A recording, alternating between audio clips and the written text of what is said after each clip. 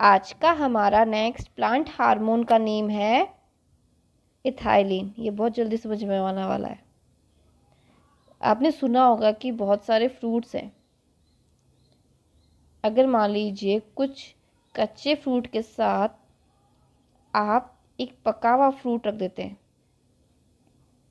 तो कुछ टाइम बाद आप क्या नोटिस करेंगे? कुछ टाइम बाद आप क्या नोटिस करेंगे कि ये जितने भी सारे के सारे जो कच्चे फ्रूट्स थे वो भी राइपन हो जाएंगे, मतलब पक जाएंगे। ये किसकी वजह से है? ये इन भाई साहब की वजह से, ये राइपनिंग। समझ गए? अब जल्दी समझ में आएगा मेरे ख्याल से आपको। सबसे पहले देखते हैं कि साइट क्या है। हमारी प्रथा ये है कि हम साइट देखते हैं, पूछते कहाँ बन रहा है। इसकी साइट ये है कि मैं तो all parts of higher plants में पाया जाता हूँ। मैं तो प्लांट के हर एक हिस्से में हूँ, चाहे से वो मेरिस्टेमेटिक हो, ऊपर टॉप का हो, या फिर नोड्यूल रीजन क्यों ना हो। मतलब मैं नोड्यूल तक में मिलूँगा। जो रूट्स होती है ना, रूट्स, उसमें नोड्यूल लाइक स्ट्रक्चर होती हैं। ये बनाए जाते हैं ताकि अब्जॉर्प्शन हो, नाइट्रोजन फिक्सेशन हो। मतलब मैं वहाँ पे भी मिलूँगा आपको, और वहाँ पे भी मिलूँगा जहाँ पे सीनेसेंस की प्रोसेस होती है, मतलब एजिंग, मतलब बुढ़ापा। ठीक है। नेक्स्ट अब हम पढ़ने वाले हैं इसका प्रिकर्सर कौन है। भाई सबके पढ़ रहे हैं हम, सबके पढ़ रहे हैं, इसका ही पढ़ेंगे। जैसे मैंने ऑक्सीजन का बताया था, ऑक्सीजन का प्रिकर्सर है IAA। वो भी किसी चीज़ से बन रहा था, किससे? ट्रिप्टोफान से। तो जो इथाइलिन का प्रिकर्सर, इथाइलिन तो बहुत सिंपल फॉर्म है जी। ये लो, इसका प्रिकर्सर कौन है? मेथियोनीन। ये क्या है? ये क्या है? ये अमाइनो एसिड है। जैसे ट्रिप्टोफैन अमाइनो एसिड था ना, वैसे ही मिथियोनिन भी अमाइनो एसिड है। मतलब तो वो क्लियर हुए कि नहीं हुए? एक जो जैस्मोनिक भी पढ़ा था ना अपन, जैस्मोनिक, उसमें भी कहीं ना कहीं आइसोल्यूसिन कंट्रीब्यूट करता है। आइसोल्यूसिन भी काम आता है, फैटी एसिड तो है ही डेरिवेटिव्स, बट जैस्मोनिक में आइसोल्यूसिन के साथ अटैच होते हैं वो। तो मतलब 3 हार्मोन पढ़े हैं जिसमें अमीनो एसिड से ही डेरिवेटिव है। हर चीज़ अमीनो एसिड की ही बनी है, बट यहाँ पे मेजरली इंडिकेट किया गया है, मेजरली फोकस दिया गया है इस एरिया पे। ठीक है, हमने साइट पढ़ ली, हमने प्रिकर्सर पढ़ लिया। अब हम प्रथा के अनुसार बायोसिंथेसिस भी पढ़ते हैं। बायोसिंथेसिस की कैसे फॉर्म हो रहा है इथाइलिन। ये जो फ्रूट राइपनिंग हार्मोन है, फ्रूट राइपनिंग, फलों को पका देने वाला हार्मोन, ये कैसे बनता है वो हम पढ़ने वाले हैं अब। ठीक है। सबसे पहले जैसे ऑक्सीजन को ट्रिप्टोफैन से शुरू किया था, वैसे शुरू करते हैं इसको मेथियोनिन से। मेथियोनिन, मेथियोनिन से क्या बनेगा? एस एडोमेट। थोड़ा सा देखो धीरे धीरे हार्ड आता जाएगा, क्योंकि आप कंपटीशन जोन में हो, ठीक है ना। तो इजी इजी चीज़ तो आप एक्सपेक्ट ही नहीं कर सकते कि हाँ जो हमने 9th 10th में पढ़ा था वही कुछ होगा।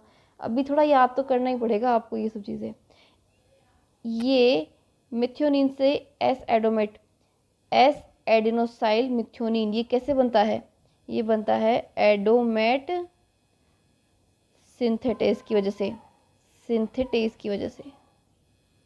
फिर एस एडोमेट से बनेगा क्या?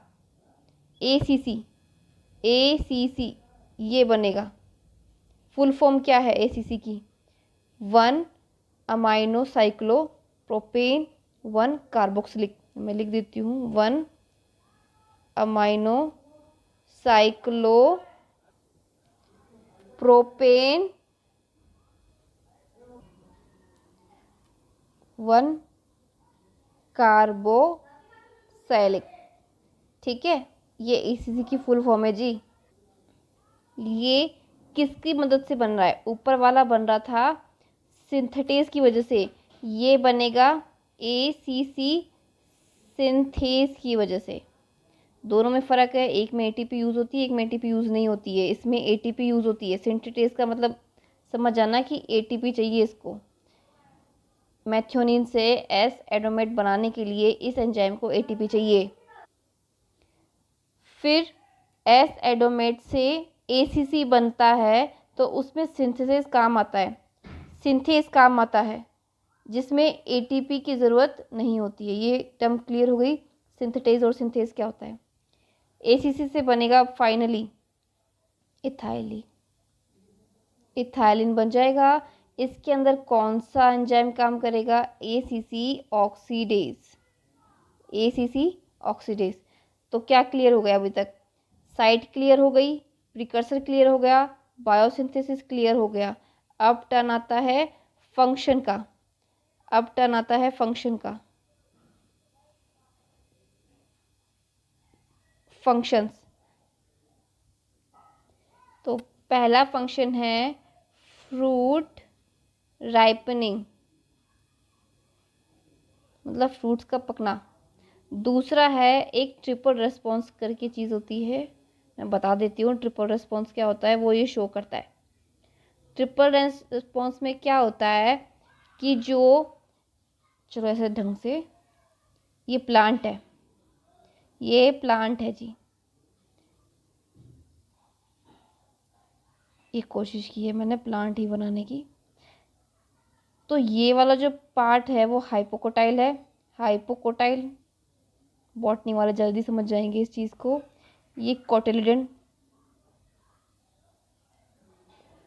और ये वाला ग्राउंड से इतना अबव वाला पार्ट एपिकोटाइल है।